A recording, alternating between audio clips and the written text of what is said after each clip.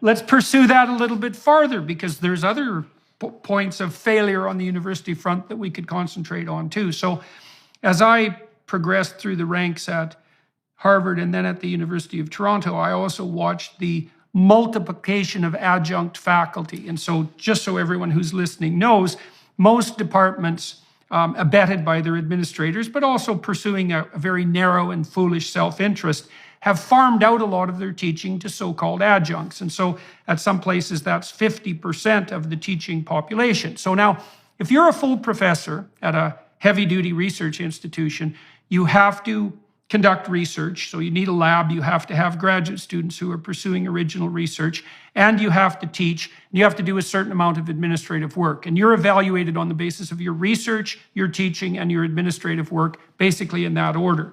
Now, if you are a full professor, you're in the tenure stream, and you'll be guaranteed a certain degree of job security after putting in your apprenticeship. But if you're an adjunct professor, so that's a part-time professor, and that's 50% of the professors now, you don't have a research enterprise, you don't have any graduate students, you don't have a permanent office, you don't get paid anything, you get just paid an absolute pittance, nowhere near enough to live on, and you do 50% of the teaching at the universities. Now, this is very convenient for the administrators because the adjunct faculty have zero political power, like zero, or less than zero even, and they can be fired or dealt with in any manner whatsoever at a moment's notice with no problem. And as there are more and more adjuncts, there are fewer and fewer full-time faculty. And so not only are the universities failing to assess the students properly and then group them together in peer groups that would be of some economic utility across time, and elevating the tuition fees completely beyond comprehension at the same time, they're also radically decreasing the quality and the influence of the professoriate at precisely the same time, as well as not hiring enough of them because administrators have multiplied like rabbits and faculty numbers have remained relatively constant. So they're whittling away the quality of the students on the one hand as fast as they possibly can, but they're doing exactly the same thing to the faculty on at least two fronts, the DEI front plus the adjunct faculty front. And you know, I complained about this at the University of Toronto for years. I used to tell my colleagues, it's like, why don't we require that the administration set a cap to adjuncts, like 20% of the faculty, force them to hire more full-time faculty equivalents, because that's who should be hired to serve the students properly. And the response from my colleagues was always something like, well, you know, it's pretty convenient for us to have these adjuncts pick up the excess teaching load. We don't want to put too much pressure on the administration. I thought, that's fine, guys. That's a hell of a good long-term strategy. It's like, good luck with that over 20 years. And so here we are now. The universities are making, I would say, 10 fatal errors on the business front, not just one. There's so many errors that it's almost it's a miracle of incompetence. And I do think it's going to produce a precipitous collapse.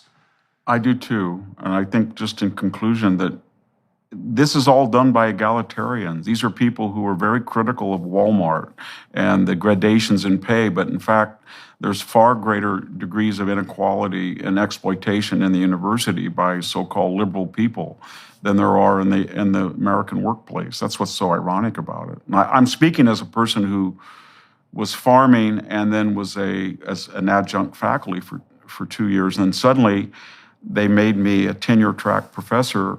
And I just noticed that I was teaching the same teaching load, but I made 4 times the amount of money, and I had benefits. And all of a sudden, I was allowed to use the Xerox machine, which I hadn't been allowed to before. And all of a sudden, I hadn't changed in anything, but for the rest of my teaching career, I was very sympathetic to these people who lived in their cars and they went from one community college to state college, and they were exploited. And this was all done by very, very left-wing enlightened people, so to speak. And that's another story. But well, there's so many things wrong. You said something very interesting there. And I just want to call this out. So you just said that after you were promoted from like peasant adjunct professor living in your car, so to speak, to reasonable tenure stream faculty member, you got to use the photocopying machine. So this is the level of petty tyranny that these people what would you say, encounter in the university system. You're an adjunct faculty. You're so far down the bloody social totem pole that it's almost incomprehensible. And for someone to implement a rule like, just imagine the mindset that it requires to implement a rule which is, well, our adjunct faculty are of so little use that it's perfectly reasonable for the administrators to forbid them from using the photocopier. Because you know how often people just do that for fun. They wouldn't be photocopying like handouts for their students or anything like that. They'd just be sitting in there, I don't know what, playing with the photocopy machine, which is exactly what adjuncts do if you don't supervise them 100% of the time. And that's a good snapshot of exactly how universities treat their adjunct faculty, man. It is beyond pathetic. And the fact that it is these hypothetical egalitarians doing it indicates to me that what we're seeing is much more a war on the idea of competence and quality itself than it is any push forward for some hypothetical bloody egalitarian utopia. It's like, we'll destroy the universities in the name of egalitarianism. And the universities are participating en masse in their own destruction. You know, it's hard not to sit outside and think, you people, so to speak, you're going to get exactly what you're aiming at. And isn't that going to be something?